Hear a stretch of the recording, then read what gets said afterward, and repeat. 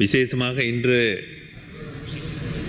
இந்த சபைக்கு கொண்டு வரப்பட்டிருக்கும் அவசரகால சட்டமானது தற்போது நாடு எதிர்கொள்ளும் ஒரு பக்கம் இயற்கை அனர்த்தத்தின் பிரதிபலனாக ஏற்பட்ட அந்த பாதிப்பில் இருந்து நாட்டை மீட்டெடுப்பதற்கும் மற்றும் உலகளாவிய ரீதியில் ஒரு யுத்த முனையை எதிர்கொண்டிருக்கின்றது, யுத்த நிலைமையை எதிர்கொண்டிருக்கின்றது உலகம்.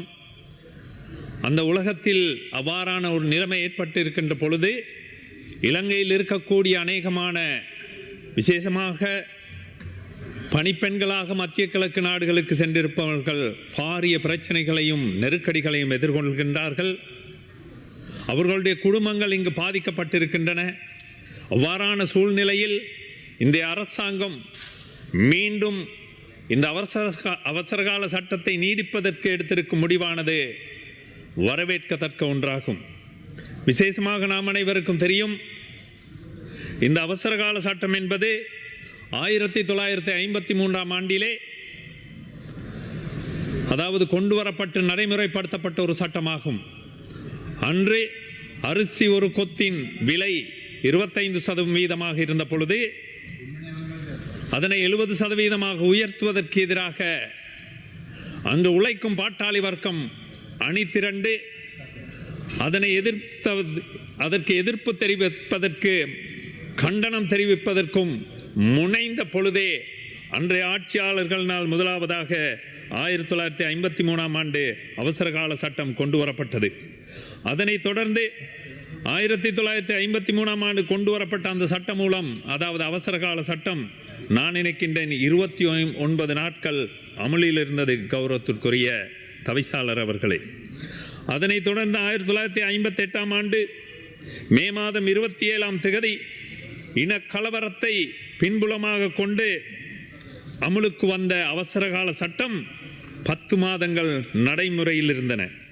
அதனைத் தொடர்ந்து 1967ஆம் ஆண்டு இந்த அவசரகால சட்டம் மீண்டும் கொண்டு வரப்பட்டது. அதனைத் தொடர்ந்து 1968ஆம் ஆண்டு இந்த அவசரகால சட்டம் மீண்டும் புதுப்பிக்கப்பட்டு கொண்டு வரப்பட்டது. அதனைத் தொடர்ந்து 1989ஆம் ஆண்டு கொண்டு வரப்பட்ட அந்த அவசரகால சட்டம் 1982ஆம் ஆண்டு வரை நீடிக்கப்பட்டது. அதனைத் தொடர்ந்து 1970ஆம் ஆண்டிலே 50 ரூபாய் மற்றும் 100 ரூபாய் நோட்டுகளை தாள்களை அளிப்பதற்காக 1977ஆம் ஆண்டு டிசம்பர் 24ஆம் தேதி வரை அந்த சட்டம் அமுலில் இருந்தது. அதனைத் தொடர்ந்து 1978ஆம் ஆண்டு நவம்பர் மாதம் 29ஆம் தேதி இந்த நாடு சூறாவளியால் பாதிக்கப்பட்டு இயற்கை அனர்த்தத்தில் பெரும் சேதத்தை ஏற்படுத்தி கொண்ட பொழுது அன்றும் இந்த சட்டம் அமலுக்கு கொண்டு வரப்பட்டது.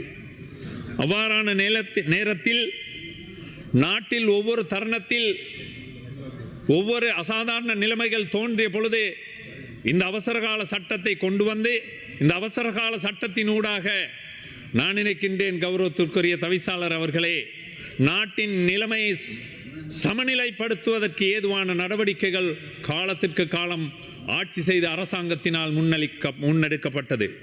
அவ்வாறு கொண்டு வரப்பட்ட அந்த சட்டமூலத்தில் நான் நினைக்கின்றேன் காலத்துக்கு காலம் ஒரு சிலர் பாரிய பாதிப்புகளை சந்தித்திருப்பதும் நாங்கள் அறிந்த விடயம். அவ்வாறு இருக்கின்ற பொழுது இன்றைய நிலைமையில், அதாவது கடந்த திட்வா நிலைமைகளின் பொழுது இன்றைய அரசாங்கம் அவசரகால நிலைமை பிரகடனப்படுத்தி பாதிப்பால் ஏற்பட்ட மக்களுக்கு நிவாரணத்தையும் அவர்களுக்கு மீள்வாழ்வையும் அளிப்பதற்காக ஒரு கட்டமைப்பை உருவாக்கி அந்த கட்டமைப்பினூடாக நான் நினைக்கின்றேன் கௌரவத்திற்குரிய தவிசாளர் அவர்களே, அந்த நிலைமையிலிருந்து அந்த மக்களை பாதுகாத்து மீட்டெடுத்து அவர்களுடைய வாழ்வை இயல்பு வாழ்க்கைக்கு கொண்டு செல்வதற்கு இந்த அவசரகால சட்டம் பிரயோசனமாக இருந்தது.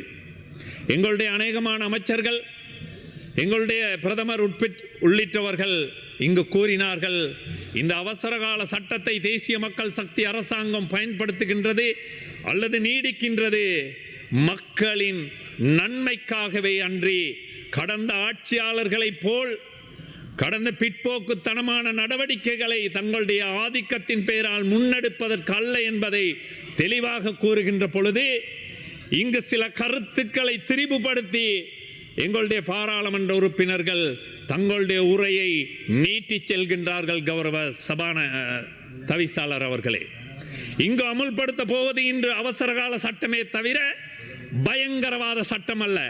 ஆனால் தற்பொழுது பாராளுமன்றத்தில் எங்களுடைய உறுப்பினர் ஒருவர் உரையாற்றுகின்றார் பயங்கரவாத தடை சட்டம் என்று.